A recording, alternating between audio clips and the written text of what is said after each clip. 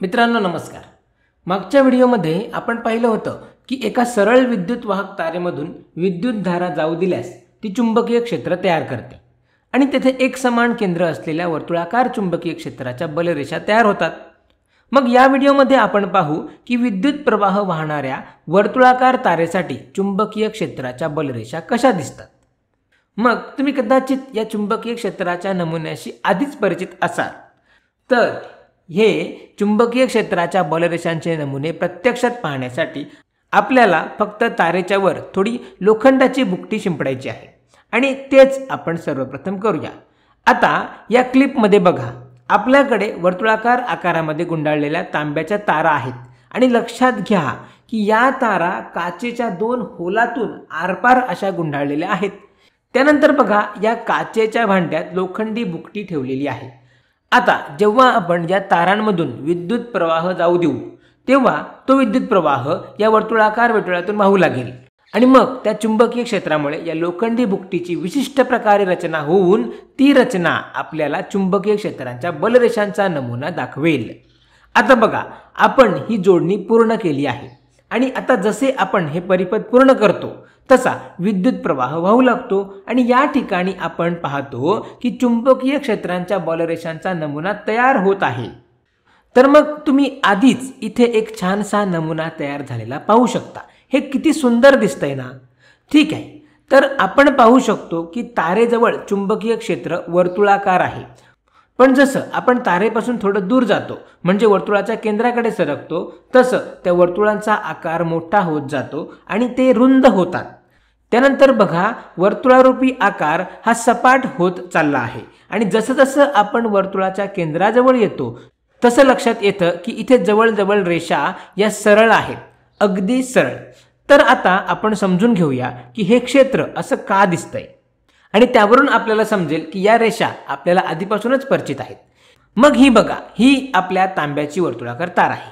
ती पूर्णपणे वर्तुळाकार आहे, पण आपण तिच्याकडे एका कोनातून पाहत असल्यामुळे ती आपल्याला अंडाकृती आकाराची दिसते।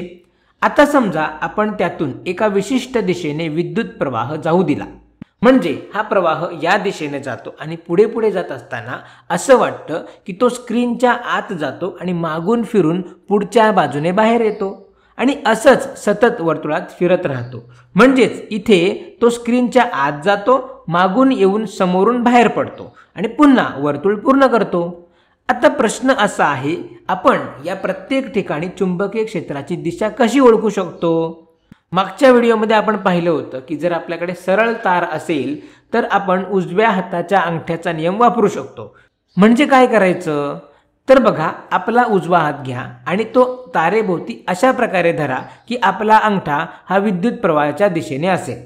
मग चार बोटं ज्या दिशेने वळतील ती दिशा त्या सरळ तारेभोवतीच्या चुंबकीय क्षेत्राची दिशा असेल। आणि जर हे नीट समजून घ्यायचं असेल तर आपण याबद्दल मागील व्हिडिओमध्ये सविस्तर चर्चा केली आहे, म्हणून तुम्ही तो व्हिडिओ पुन्हा पाहू शकता। पण इथे आपल्याकडे सरळ तार नाही, आपल्याकडे वर्तुळाकार तार आहे। मग आता काय करायचं? उजव्या हाताच्या अंगठ्याचा नियम इथे कसा वापरायचा? तर आपल्याला काय करायचं आहे, त्या वर्तुळातील प्रत्येक छोट्या भागाकडे स्वतंत्रपणे बघायचं आहे आणि त्या भागाभोवती चुंबकीय क्षेत्र कसे तयार होते ते ओळखायचे आहे। मग चला आता एक उदाहरण घेऊया। समजा मला इथे कुठेतरी चुंबकीय क्षेत्र कसे दिसते हे जाणून घ्यायचे आहे, तर मी तारेचा हा भाग निवडला आहे कारण या ठिकाणी चुंबकीय क्षेत्र दाखवणे स्क्रीनवर सोपे जाईल, तुम्हाला ते लगेच कळेल। तर मग समजा या भागाभोवतीचे चुंबकीय क्षेत्र मला पाहायचे आहे। आता हे कसं करायचं? तर मला माझा उजवा हात या भागाभोवती अशा प्रकारे धरायचा आहे की अंगठा प्रवाहाच्या दिशेने असेल, पण इथे प्रवाहाची दिशा कोणती आहे? इथे प्रवाह उजवीकडे जात असल्यामुळे तो या ठिकाणी स्क्रीनच्या आत शिरतो, म्हणून माझा अंगठा या स्क्रीनच्या आतील दिशेला दाखवायला हवा। चला आता पाहूया की जर मी त्या भागाभोवती हात ठेवला तर ते कसे दिसेल। तुम्हाला माझा अंगठा दिसणार नाही कारण तो स्क्रीनच्या आतल्या दिशेने आहे। आता चार वळलेली बोटं मला त्या भागाभोवतीच्या चुंबकीय क्षेत्राची दिशा दाखवतात आणि लक्षात घ्या, ही बोटं घड्याळाच्या काट्याच्या दिशेने फिरत आहेत, म्हणून मला माहित आहे की त्या भागाभोवतीचे चुंबकीय क्षेत्र घड्याळाच्या दिशेने आहे। त्याचप्रमाणे जर मी आता हा भाग विचारात घेतला तर तुम्ही पाहाल की इथे विद्युत प्रवाह स्क्रीनच्या आतून बाहेर येतो, म्हणजेच आतून येऊन उजवीकडे जातो. म्हणून जर तुम्ही या तारेचा हा भाग हातात धरला तर कल्पना करा तो कसा दिसेल. तर यावेळी उजव्या हाताचा माझा अंगठा आता स्क्रीनच्या बाहेरच्या दिशेने असेल. तर जर मी माझा उजवा हात या भागाभोवती धरला तर तो असा दिसेल. आणि आता लक्षात घ्या, ही 4 वळलेली बोटं घड्याळाच्या विरुद्ध दिशेने फिरत आहेत. म्हणून मला माहीत आहे की त्या भागाभोवतीचे चुंबकीय क्षेत्र घड्याळाच्या विरुद्ध दिशेने असेल. हेच आपल्याला इथल्या वर्तुळाकार क्षेत्राचे कारण सांगते. आणि आता संपूर्ण वर्तुळाभोवतीचे चुंबकीय क्षेत्र शोधण्यासाठी आपल्याला प्रत्येक वेळा हे असंच करत बसायची गरज नाही. ते खूप कष्टदायक होईल. त्याऐवजी एक सोपी पद्धत आहे की ज्याने आपण या क्षेत्राचा अंदाज लावू शकतो. माझ्या मते हे असे समजून घेणे सोपे आहे. इथे पहा, हे आपल्याला दाखवते की वर्तुळाच्या आतले क्षेत्र वरच्या दिशेने आहे आणि बाहेरचे क्षेत्र खालच्या दिशेने आहे. इथेही अगदी तेच होत आहे. या भागातील क्षेत्र सुद्धा वर्तुळाच्या आत वरच्या दिशेने आहे आणि बाहेर खालच्या दिशेने दाखवते. खरं तर तुम्ही कोणताही भाग धरला तरी नेहमी तुम्हाला असंच आढळेल.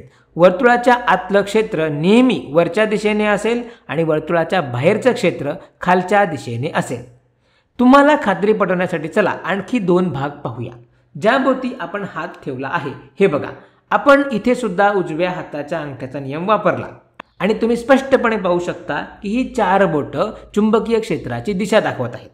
वर्तुळाच्या आतलं क्षेत्र वरच्या दिशेने आहे आणि बाहेरचं क्षेत्र खालच्या दिशेने आहे. म्हणजेच आत वरच्या दिशेने, बाहेर खालच्या दिशेने. म्हणून या निरीक्षणांवरून आपल्याला कळते की सर्व चुंबकीय क्षेत्राच्या बलरेषा वर्तुळाच्या आत वरच्या दिशेने जातील आणि बाहेरच्या बाजूला खालच्या दिशेने जातील आणि त्या बंद वर्तुळासारख्या असतील. आपण आधी शिकलेलो आहोत की चुंबकीय क्षेत्राच्या बलरेषा नेहमी बंद वर्तुळात असतात. म्हणून सर्व बलरेषा अशा प्रकारे जातील आणि अशाच प्रकारे वळतील. मग तुम्ही आता ते ओळखू शकता का? तुमच्या डोळ्यासमोर ते दिसतंय का? किंवा तुम्हाला कल्पना करता येते का याबाबत? म्हणून जर आपल्याला संपूर्ण चित्र काढायचे असेल तर आधी हे अतिरिक्त हात मी काढून टाकतो, ज्यामुळे आपण आता या बलरेषांना नीट पाहू शकू. जर आपण सर्व बलरेषांकडे पाहिले तर ते असे दिसेल. लक्षात घ्या, सर्वत्र वर्तुळाच्या आत क्षेत्र वरच्या दिशेने आहे आणि बाहेरच्या बाजूला ते खालच्या दिशेने आहे. आणि हेच नेमके आपल्याला प्रयोगातही दिसते. शेवटची गोष्ट ज्यावर मला चर्चा करायची आहे ती म्हणजे या बलरेषा तुम्हाला परिचित वाटतात का? त्यासाठी थोडं झूम आउट करूया. हे बघा, या ठिकाणी हा नमुना किती सुंदर आहे. हे कशासारखं दिसतंय?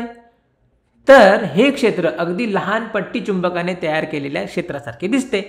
आपण पाहिलंय की पट्टी चुंबकाचे क्षेत्र कसे दिसते. ते थोडेसे अशाच प्रकारे दिसते. आणि हे 2 क्षेत्र नमुने बघा, त्यात फारसा फरक दिसत नाही, बरोबर ना? या ठिकाणी देखील या बलरेषा सुरू होतात आणि सतत परत वळतात. इथे सुद्धा बलरेषा सुरू होतात आणि पुन्हा परत वळतात. यामध्ये एक छोटासा फरक म्हणजे इथे हे क्षेत्र थोडे सपाट आहे आणि इथे हे क्षेत्र अधिक वर्तुळाकार आहे. पण जर हा पट्टी चुंबक खूप छोटासा असता किंवा आपण त्याचा आकार लहान केला तर आपल्याला अगदी यासारखेच किंवा याच्या जवळपासचे क्षेत्र मिळते. म्हणून याचा अर्थ असा की विद्युत प्रवाह वाहणारी वर्तुळाकार तार एक लहान पट्टी चुंबकासारखी असते. आणि आता आपण म्हणू शकतो की या बाजूला त्या पट्टी चुंबकाचा उत्तर ध्रुव आहे आणि या बाजूला दक्षिण ध्रुव आहे. हे ध्रुव प्रत्यक्षात तिथे नसतात, पण जर तुम्ही त्यास पट्टी चुंबक समजून घेतले तर आपण असे म्हणू शकतो. आणि हे खूप रोमांचक आहे, कारण आता आपण शिकलो की स्वतःचे लहान पट्टी चुंबक कसे तयार करावे. तर या व्हिडिओमध्ये आपण शिकलो की उजव्या हाताच्या अंगठ्याचा नियमाचा वापर करून विद्युत प्रवाह वाहणाऱ्या वर्तुळाभोवती चुंबकीय क्षेत्र कसे ओळखायचे. त्यानंतर आपण ओळखले की विद्युत प्रवाह वाहणारी वर्तुळाकार तार ही लहान पट्टी चुंबकासारखीच असते. तर या व्हिडिओमध्ये इतकेच. धन्यवाद.